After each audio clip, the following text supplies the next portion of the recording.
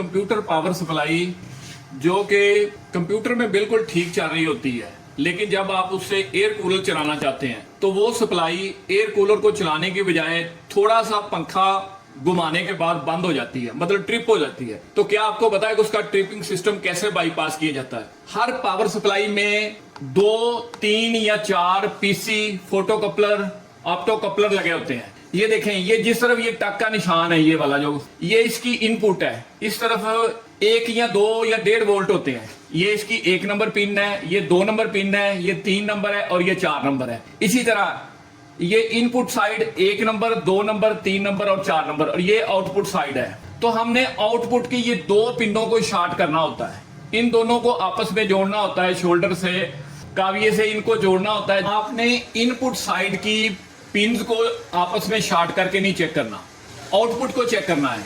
3 लगी हुई हैं पीसी, 2 लगी हुई हैं या 4 लगी हुई हैं, 1 बाय 1 करके चेक करना है। ये वाली साइड जिस तरफ ये टक का निशान है उस तरफ आपने टेस्टर से इसको शॉर्ट नहीं करना।